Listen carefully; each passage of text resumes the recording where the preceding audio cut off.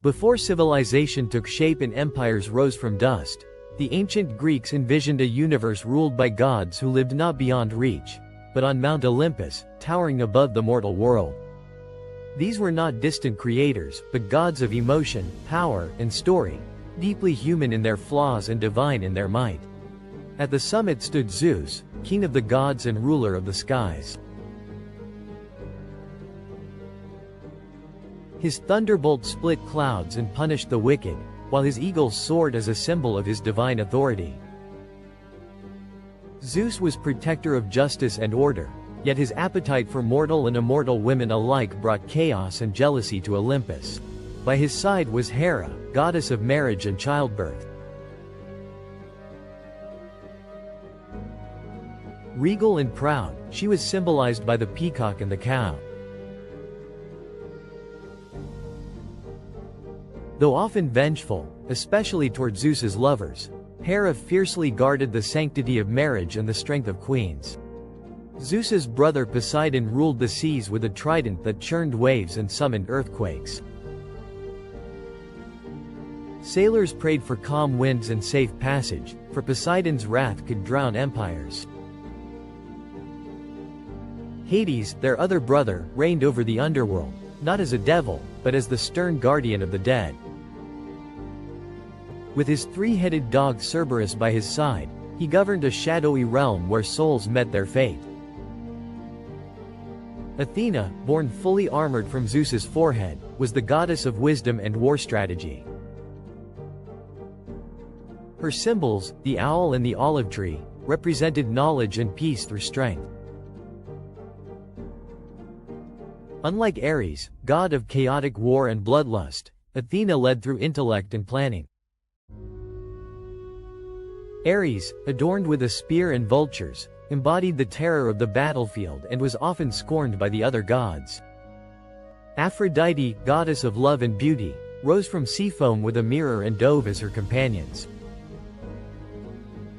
She captivated all, yet often sowed conflict through desire.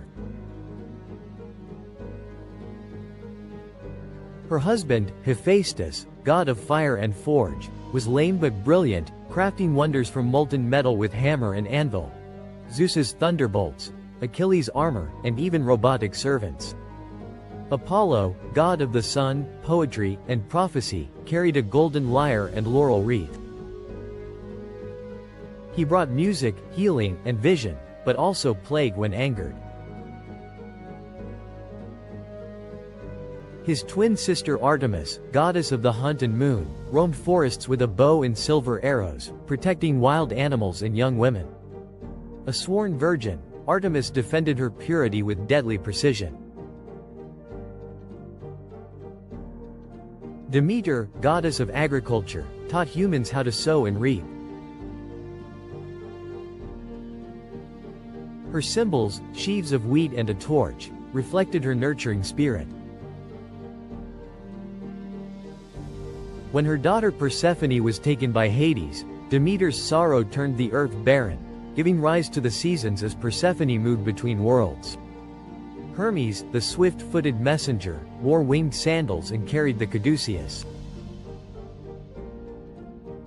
Patron of travelers, merchants, and thieves, Hermes guided souls to the afterlife and brought the gods' secrets to mankind. Clever and mischievous, he was the divine trickster and the voice of Olympus. Dionysus, god of wine, ecstasy, and transformation, brought madness and joy in equal measure. Adorned with ivy, vines, and a leopard skin cloak, he blurred the lines between civilization and chaos. Rituals unleashed wild truth, both terrifying and divine. These gods were more than symbols, they were reflections of life's forces: thunder and silence, passion and order, wisdom and war. Though the temples crumble and oracles fall silent, the stories of the Olympians endure, immortal in memory, myth, and the human imagination. Their myths may be ancient, but the gods of Olympus still live on, in our stories, symbols, and souls.